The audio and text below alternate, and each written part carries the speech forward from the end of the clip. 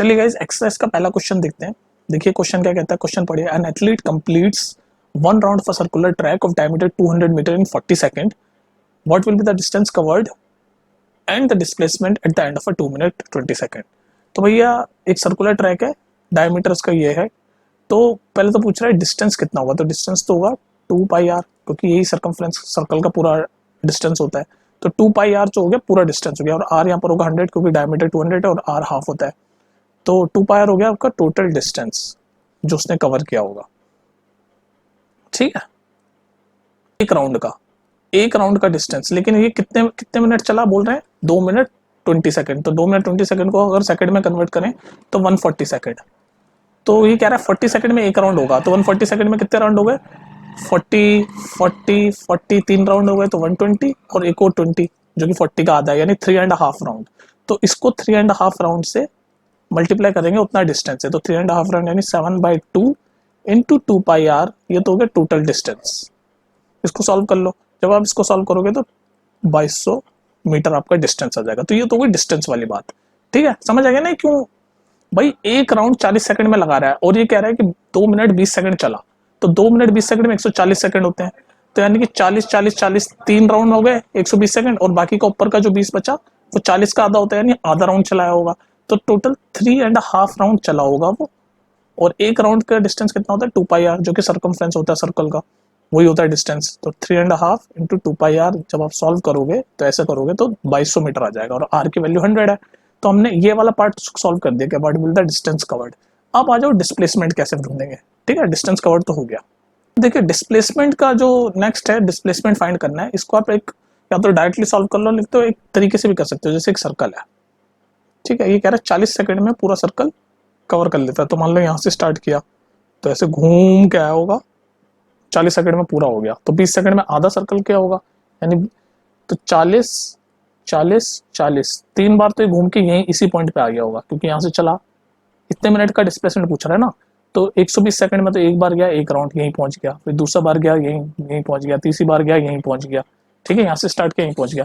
फिर ऊपर के 20 सेकंड, क्योंकि टोटल 140 सेकंड है, तो 20 जो है वो 40 का आधा है। तो यानी कि आधा सर्कल यहाँ से लेके यहाँ तक कवर किया होगा। तो यहाँ से स्टार्ट किया होगा और फाइनल पोजीशन उसकी यहाँ होगी, क्योंकि डिस्प्लेसमेंट में तो इनिशियल पोजीशन और फाइनल पोजीशन देखते हैं, और डिस्प्लेसमेंट जो होती है शॉर्टेस्ट डिस्टेंस होती है। तो एक बार बताओ, आधा सर्कल की बात हो रहा है, तो आधा सर्कल का शॉर्टेस्ट डिस्टेंस क्या होता है, ये वाला, ये। और ये क्या होता है, ये होता है डायमीटर, और डायमीटर की वैल्यू तो दे रखी है क्वेश्चन में 200 मीटर, यानी डिस्प्लेसमेंट जो होगा वो 200 मीटर होगा। इसको ऐसे भी सॉल्व कर सकते हैं। दोबारा सुन लेना, नहीं समझ आया कमेंट में बोलना। ठीक है, चलो नेक्स्ट देखते हैं। चलिए सेकंड क्वेश्चन देखते हैं। Joseph jogs from one end A to other end, एक एंड ए से दूसरे एंड तक जोसेफ नाम का बंदा कोई जॉग किया स्ट्रेट 300 मीटर। तो ये 300 मीटर है, यहाँ से इसने जॉग किया, और टाइम लिया इसने इतना, यानी 2 मिनट 30 सेकंड को सेकंड में कर लो तो टाइम हो गया 150 सेकंड। ठीक है, और उसके बाद ये वापस आ गया 100 मीटर बैक, यहाँ सी है जो कि ये 100 मीटर है यहाँ से यहाँ तक। ठीक है, ये बोल रहा है। तो पहला क्वेश्चन है जोसेफ की एवरेज स्पीड और एवरेज वेलोसिटी निकालनी है ए से बी। तो ए से बी एवरेज स्पीड का फॉर्मूला क्या था, total distance by total time taken.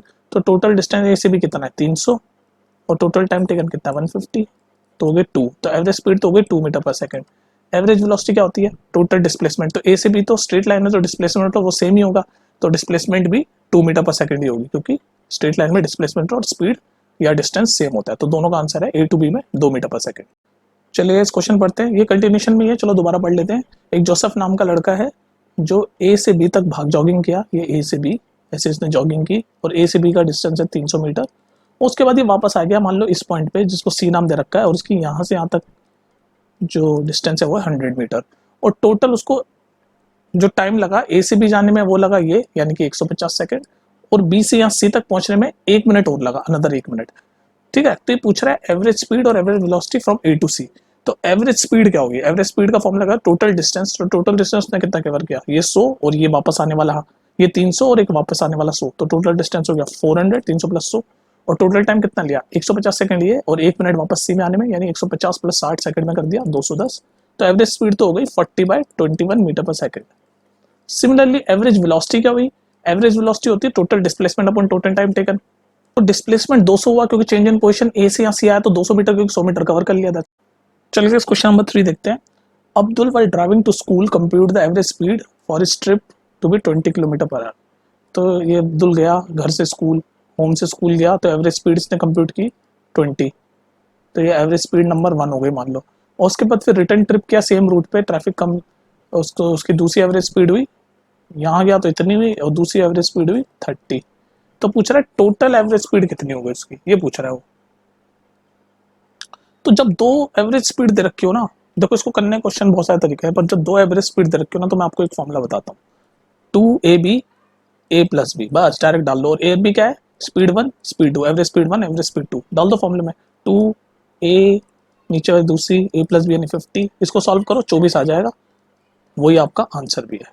ये डायरेक्ट फॉर्मूला याद रख लो आप, 2ab a प्लस बी, जिसमें a और b दो एवरेज स्पीड है। जब दो एवरेज स्पीड दे रखी हो तो ये फॉर्मूला डायरेक्ट लगा सकते हो, वरना और तरीके तो लंबे हैं। चलिए गाइस क्वेश्चन नंबर 4 देखते हैं। Motor boat starting from rest, rest मतलब इनिशियल वेलोसिटी 0 है, on the lake, motor boat है तो लेक पे चलेगी, accelerate in straight line, straight line यानी यूनिफॉर्म एक्सेलरेशन है, ऑफ 3 मीटर पर सेकंड। तो हमें इनिशियल वेलोसिटी पता है 0, एक्सेलरेशन पता है 3 metre per second square, time भी दे रखा है 8 सेकंड, और हमसे पूछा है how far does the boat travel, मतलब हमें डिस्टेंस पूछा है s। तो हमारी जो इक्वेशन ऑफ मोशन है उसमें जो सेकंड इक्वेशन ऑफ मोशन है s is equal to ut plus half A T square, वो लगेगी, और उसमें हम s निकाल लेंगे, s यानी डिस्टेंस, बस डायरेक्ट डालो। तो u 0 है तो ये हो गया 0 प्लस हाफ a की वैल्यू दे रखी 3, टी स्क्वायर यानी 8 का स्क्वायर कितना होता है 64, सॉल्व कर दो इसको, 32 इंटू 3 96 मीटर, यही आंसर, 96 मीटर तक बोट जाएगी। कोई दिक्कत, डायरेक्ट क्वेश्चन था ये तो, equation of motion, second equation of motion, S S is equal to UT plus half AT square, जहाँ पर एस है डिस्टेंस, यू है इनिशियल वेलोसिटी, ए है एक्सेलरेशन और टी है टाइम। ठीक है, कोई दिक्कत, चलो नेक्स्ट देखते हैं। चलिएगा क्वेश्चन नंबर 5 देखते हैं। A driver of a car travelling at 52 kilometre per our, ये उसकी स्पीड है 52 किलोमीटर पर आवर, उस पर वो ड्राइव कर रहा है, और उसने सडनली ब्रेक लगाए, और उसके बाद वो यूनिफॉर्मली एक्सेलरेट हुआ अपोजिट डायरेक्शन में, और धीरे धीरे कार रुक गई 5 सेकंड के बाद, ये हो गया कार 1 की कंडीशन। उसके बाद दूसरी ड्राइवर जो 3 किलोमीटर पर आवर की स्पीड से चल रहा है, ठीक है, और उसने भी ब्रेक लगाए, उसने स्लोली लगाए ब्रेक, तो गाड़ी रुकी 10 सेकंड के बाद। तो बस हमें ग्राफ पेपर पे दोनों कारों का स्पीड टाइम ग्राफ बनाना है, और ये भी बताना है कि कौन सी कार ब्रेक के बाद ज़्यादा डिस्टेंस कवर पाई, ट्रेवल्ड फार्दर। तो कंडीशन समझ आ गई, तो अब हम ग्राफ बनाएंगे, और उसके बाद हम ये भी बताएंगे कौन सी कंडीशन ने ज़्यादा डिस्टेंस कवर किया।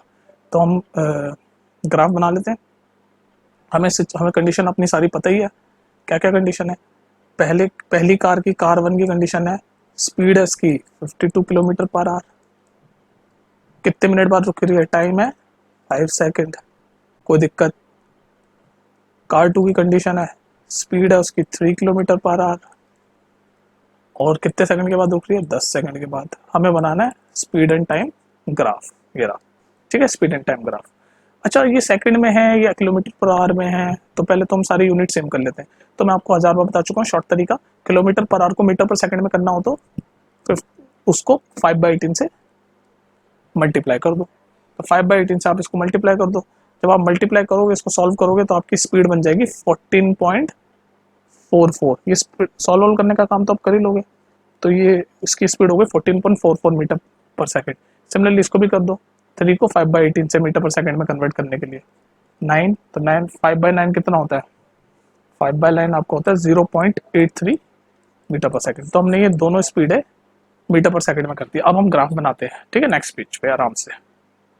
चलिए गाइस, तो अब देख लीजिए आपके सामने, हमने निकाला था अभी प्रीवियसली स्पीड 1 ऑफ कार 1 की 14.44, टाइम इतने सेकंड बाद रुक रही थी, और दूसरी है। तो ग्राफ को प्लॉट करते हैं पहले ये वाला। तो जब स्पीड 0 रही होगी, जब स्पीड आपकी 0 कब होगी, जब टाइम 5 सेकंड हो गया होगा। तो जब 0 स्पीड रही होगी तो टाइम आपका 5 सेकंड रहा होगा। तो पहला पॉइंट आपका यहाँ आ गया। ग्राफ बनाना तो आता है ना आपको।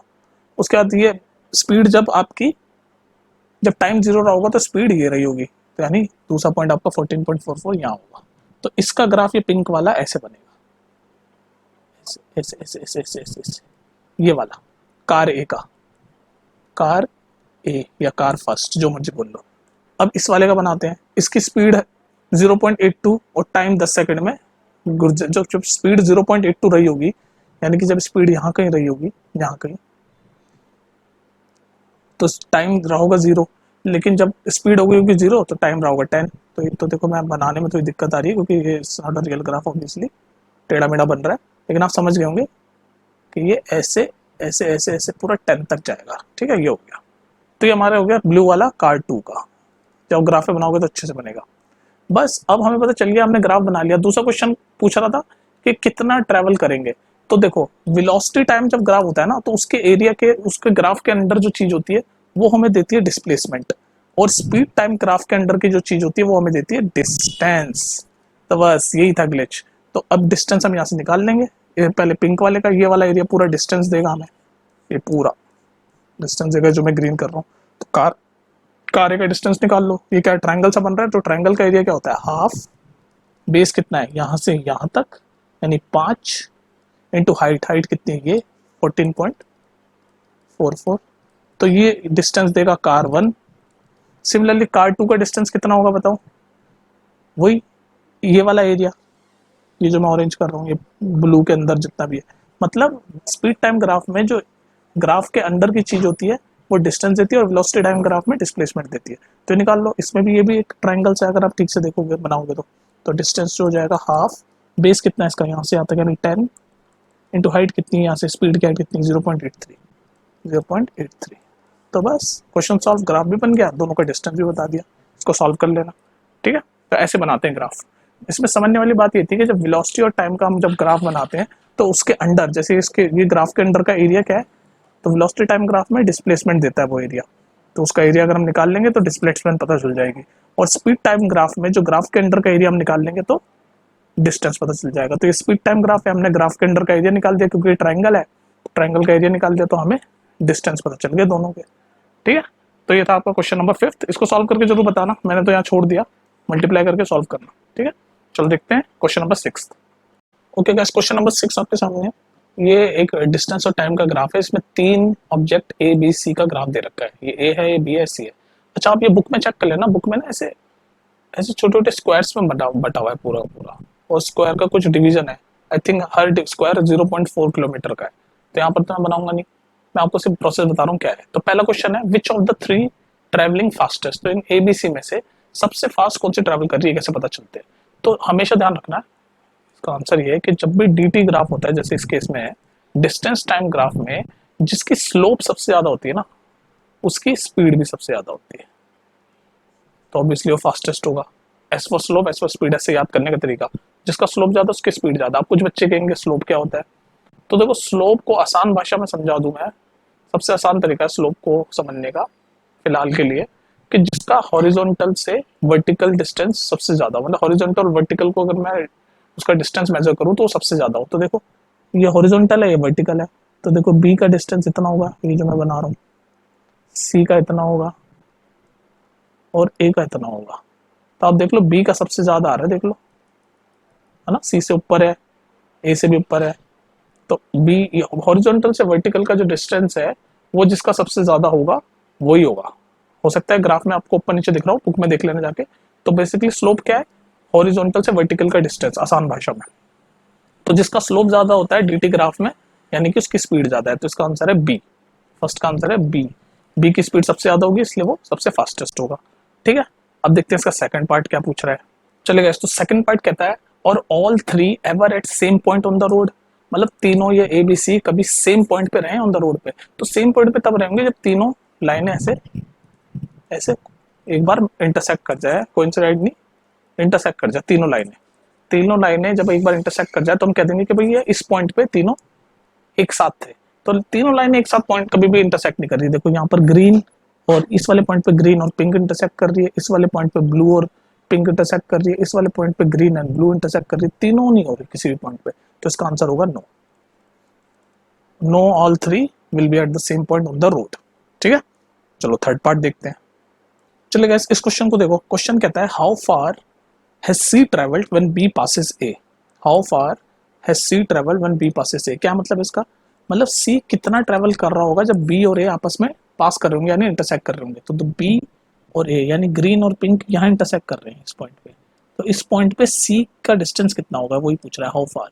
तो इस पॉइंट से यानी यहाँ से आ जाओ, सी ये ब्लू वाली है, तो बस आपको जो ग्राफ में होगा वो ये वाला डिस्टेंस आप चेक कर लेना, ठीक है। ग्राफ में चेक कर लेना, ये तो मैंने रफली बनाया समझाने के लिए। तो ये वाला डिस्टेंस आप चेक कर लेना, ठीक है। सिमिलरली फोर्थ क्वेश्चन में भी ऐसे ही है। फोर्थ क्वेश्चन पूछता है, fourth part, has b traveled how far has b traveled by the time it passes C. तो मतलब जब वो सी को पास कर रहा होगा बी, तो कितना ट्रैवल कर रहा होगा, तो बी यानी कि ग्रीन वाली और सी यानी कि ब्लू वाली, तो बी और सी कहाँ ट्रैवल कर, यहाँ कहाँ पास कर रहे हैं, कहाँ इंटरसेक्ट कर रहे हैं, यहाँ पर। तो यहाँ से बी का पॉइंट पूछ रहा है, तो ये वाला पॉइंट ग्राफ के हिसाब से आप देख लेना कितना है, तो ये वाला डिस्टेंस। तो इसका आंसर है ये वाला डिस्टेंस, इसका आंसर है ये वाला डिस्टेंस। ठीक है, डिस्टेंस तो आप देख लेना, उन्होंने ऐसे ग्राफ में बना रखा है ना, और हर स्क्वायर बॉक्स का कुछ 0.4 का या कुछ डिवीजन दे रखा है, तो उस हिसाब से काउंट करके ये देख लेना और ये देख लेना। ठीक है, तो ये था आपका क्वेश्चन नंबर 6। चलो नेक्स्ट देखते हैं। ओके गाइस, क्वेश्चन नंबर 7 देखते हैं। A ball is gently dropped from a height of 20 metre. तो जब जेंटली ड्रॉप है यानी इनिशियल वेलोसिटी होगी 0, हाइट है 20 मीटर यानी कि डिस्टेंस है 20। If its velocity increases, velocity increase होती है जैसे से नीचे गिर रहा है, at a uniform rate of metre per second square. Second square यानी एक्सेलरेशन है डाउनवर्ड। डाउनवर्ड का जो एक्सेलरेशन होता है वो हमेशा आपको याद रखना कि डाउनवर्ड का एक्सेलरेशन है नीचे की तरफ जा रहा है, डायमंड डायरेक्शन में जा रहा है तो नेगेटिव होगा, लेकिन वेलोसिटी इंक्रीज हो रही है तो पॉजिटिव में लेंगे। तो हम यहाँ से ये हमें तीनों चीजें मिल गई, तो हम पहले तो जो हमारी इक्वेशन ऑफ मोशन है v square minus U square equal to 2as, इसमें डाल के हम ये फाइनल वेलोसिटी निकाल लेंगे, जो कि हमारा ये वाला पार्ट है कि वेलोसिटी किसी वेलोसिटी से ग्राउंड पे करेगा। तो डाल लो v स्क्वायर, u की वैल्यू 0 है तो इसको 0 रहने देते हैं, इक्वल टू 2a 10 है, s 20 है, तो v स्क्वायर इक्वल टू 400। तो v की वैल्यू आ गई प्लस माइनस 20, लेकिन इंक्रीज हो रही है तो 20। ठीक है, 20 metre per second. First part का आंसर हो गया 20 मीटर पर सेकंड। चलेगा, इस क्वेश्चन पढ़िए। एक बॉल है जो ऊपर से गिरी है जेंटली, हाइट 20 मीटर यानी s दे रखा है 20, वेलोसिटी इंक्रीज हो रही है, रेट एक्सेलरेशन रेट दे रखा है 10, और इनिशियल वेलोसिटी 0 है क्योंकि जेंटली ड्रॉप है। तो हमने प्रीवियस क्वेश्चन में सीक्वेंस में देखना, हमने निकाला final velocity equation of motion, second equation of motion लगा के, sorry third equation of motion लगा के, ये वाली v square minus U square equal to 2s हमने लगाया, तो यहाँ से हमें फाइनल वेलोसिटी मिल गई 20 metre per second. Second part ये कह रहा है after what time it strike the ground, तो अब ये वाली लगा दो फर्स्ट वाली u प्लस 80, v भी पता है 20, u पता है 0 है, a पता है आपको 10 है, और t हमें निकालना है। तो बस ये उधर जा जाएगा तो t 2 आ जाएगा 2 सेकंड, सॉल्व करके 2 सेकंड, उसको सॉल्व करोगे 2 सेकंड आ जाएगा। v equal to u plus 80 लगाया है equation of motion number first, जिसमें हमें v हम प्रीवियसली निकाल चुके थे कि 20 है, u इनिशियल वेलोसिटी क्योंकि जेंटली ड्रॉप किया तो कोई इनिशियल वेलोसिटी है नहीं, a क्वेश्चन में दे रखा है 10, और t हमें निकालना है, हमने निकाल दिया 2 सेकंड। नेक्स्ट देखते हैं। ओके गाइस, क्वेश्चन नंबर 8 का फर्स्ट पार्ट देखते हैं। st ग्राफ है हमारे पास, स्पीड और टाइम ग्राफ ये दे रखा है, ऐसा कर्व है। तो पूछा how far does the car travel, how far मतलब डिस्टेंस पूछ रहा है, इन फर्स्ट 4 सेकंड, मतलब यहाँ से यहाँ तक का डिस्टेंस, फर्स्ट 4 सेकंड मतलब ये पूरा एरिया, ये पूरा एरिया डिस्टेंस होगा। क्यों होगा डिस्टेंस, ये मैं आपको 1000 बार बता चुका हूँ कि स्पीड टाइम ग्राफ में जो ग्राफ के नीचे का एरिया होता है जैसे यहाँ पर है, वही आपको डिस्टेंस बताता है, और वेलोसिटी टाइम ग्राफ में जो ग्राफ के नीचे का एरिया होता है वो आपको डिस्प्लेसमेंट बताता है, ये आपको पता होना चाहिए। ठीक है, तो यहाँ स्पीड टाइम ग्राफ है और पूछा 4 सेकंड, तो यानी यहाँ से यहाँ तक का ये एरिया अगर हम निकाल दें तो हमें डिस्टेंस मिल जाएगा, और यही तो पूछा हाउ फार डिस्टेंस। देखो क्वेश्चन में आप बुक जब खोलोगे ना क्वेश्चन, तो वहाँ पर ऐसे ना स्क्वायर बने हुए हैं, ग्राफ ग्राफ ग्राफ, तो हर स्क्वायर की एक वैल्यू दे रखी है, तो सारे स्क्वायर काउंट करके उनका जो भी लेंथ और ब्रेड्थ है उसको मल्टीप्लाई कर देना। तो इसको ऐसे सॉल्व करोगे आप, लेंथ मान लो एक स्क्वायर की कॉन्फ़िगरेशन है, एक्स एक्सिस में 2/5 और वाई एक्सिस में 2/3, तो एक्स वाई और जितने नंबर ऑफ बॉक्सेस होंगे, मान लो आपके 62 नंबर ऑफ बॉक्सेस हुए तो 62 से मल्टीप्लाई कर देना, तो ये पूरा एरिया आ जाएगा और ये डिस्टेंस होगा आपका। ठीक है, तो ये होगा फर्स्ट पार्ट। समझ गए ना, ऐसे बॉक्सेस बने हुए ना ग्राफ में, जैसे बॉक्सेस होते हैं छोटे छोटे, तो हर बॉक्स का एक्स एक्सिस और वाई एक्सिस दे रखा है फर्स्ट स्क्वायर का, और ऐसे तो उसको मल्टीप्लाई करके कितने नंबर ऑफ स्क्वायर है उससे मल्टीप्लाई कर देंगे। ठीक है, बॉक्सेस की कॉन्फ़िगरेशन है ये, और नंबर ऑफ बॉक्सेस हैं, दोनों को मल्टीप्लाई करा तो डिस्टेंस आ गया। अच्छा, अब सेकंड क्वेश्चन देखते हैं। आई होप आपको समझ आ गया होगा, ये समझ गए ना। अगर एक्स एक्सिस का बॉक्सेस आपने देखा, मान लो एक्स एक्सिस का बॉक्स है तो ये 2/5 का होगा इसका कॉन्फ़िगरेशन, और ये वाई एक्सिस वाले बॉक्स 2/3 का होगा, तो x इंटू वाई और नंबर ऑफ बॉक्सेस करेंगे तो ये पूरा एरिया आ जाएगा, और पूरा एरिया ही आपका डिस्टेंस होता है। अब सेकंड क्वेश्चन देख लेते हैं जल्दी से। सेकंड क्वेश्चन आपसे पूछता है which part of the graph represent uniform motion, which part represent uniform motion. अब आपको पता है, इतने सारे क्वेश्चन हमने कर लिए कि यूनिफॉर्म मोशन हमेशा स्ट्रेट लाइन में होता है। तो जो भी एरिया ये टाइम एक्सिस के एकदम पैरेलल स्ट्रेट लाइन जा रहा होगा वही आपको यूनिफॉर्म मोशन दिखाएगा। तो इसका आंसर बस यही है, आपको लिखना है the curve, the area of curve which is parallel to the time axis and is a straight line represent the uniform motion. तो ये था क्वेश्चन नंबर 8। ठीक है, तो ग्राफ के ये क्वेश्चन है आपके एक्सरसाइज में, तो मिलते हैं फिर। ओके, चलो चलो गाइस क्वेश्चन नंबर 9 देखते हैं। 9 का फर्स्ट पार्ट देखते हैं पहले। तो क्वेश्चन कह रहा है state which situation is possible. तो हमें कुछ कंडीशन दे रखी है और बोल रखा है क्या ये सिचुएशन पॉसिबल है। तो पहली कंडीशन है an object with constant acceleration but with zero velocity. क्या ऐसा पॉसिबल है? An object with constant acceleration but with zero velocity, बिल्कुल पॉसिबल है। अगर हम किसी स्टोन को, मान लो इस स्टोन को ये लड़का ऐसे ऊपर फेंकता है, तो ये जैसे ही अपने मैक्सिमम हाइट पे पहुंचेगा ना, स्टोन यहाँ पर पहुंचेगा, तो इस मैक्सिमम हाइट पे इसकी जो वेलोसिटी होगी ना वो जीरो हो जाएगी। फिर उसके बाद ये ऐसे नीचे नीचे आना शुरू हो जाएगा, राइट? ऐसे ही होता है ना। तो इस मैक्सिमम हाइट पे, एक मैक्सिमम हाइट तक पहुंचेगा, उसके बाद इसकी वेलोसिटी हो जाएगी जीरो। तो देख लो वेलोसिटी जीरो हो गई और एक्सेलरेशन कांस्टेंट ही रहेगा। क्यों कांस्टेंट रहेगा? ग्रेविटी की वजह से, 9.8 मीटर पर सेकंड स्क्वायर। तो यहाँ ये पॉसिबल है, ये केस मैंने आपको बता दिया। ठीक है, जब हम किसी चीज को ऊपर भेजते हैं तो मैक्सिमम हाइट पे उसकी वेलोसिटी जीरो हो जाती है। चलिए क्वेश्चन नंबर 9 देखते हैं। 9 का सेकंड पार्ट है, फर्स्ट पार्ट हम प्रीवियसली कर चुके हैं। तो क्वेश्चन कहता है state which situation is possible. तो क्या सिचुएशन दे रखी पढ़ते हैं। An object moving in certain direction, कोई ऑब्जेक्ट है वो किसी डायरेक्शन में मूव कर रहा है, with an acceleration is in the perpendicular direction. मतलब कोई ऑब्जेक्ट किसी डायरेक्शन में चल रहा है और जो एक्सेलरेशन है वो उसके परपेंडिकुलर डायरेक्शन में है। क्या ऐसा केस पॉसिबल है? बिल्कुल है। हम डेली लाइफ में देखते हैं, एरोप्लेन, हमारा एरोप्लेन होता है, ये एरोप्लेन, ठीक है, ये एरोप्लेन ऐसे उड़ता है ना, हॉरिजॉन्टली ऐसे उड़ता है ना, ऐसे चलता जाता है। ठीक है, एरोप्लेन ऐसा होता है। लेकिन क्या, लेकिन एक्सेलरेशन ऐसे लगती है।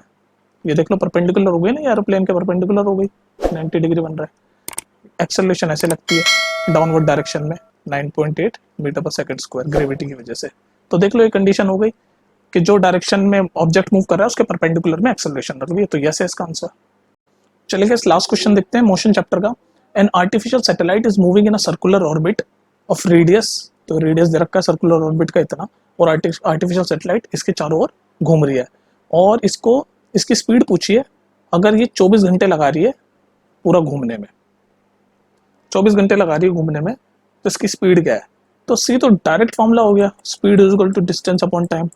इसमें क्या समझाऊं मैं? स्पीड निकालनी है डायरेक्ट फॉर्मूले से, तो स्पीड या डिस्टेंस कैसे निकालोगे? रेडियस इतना है और सर्कुलर है, तो यानी कि उसका सरकमफ्रेंस होगा 2 पाई और आर। आर रेडियस दे रखा है 42250, ये हो गया डिस्टेंस, और टाइम कितना है 24 आवर। इसको सॉल्व करो भाई।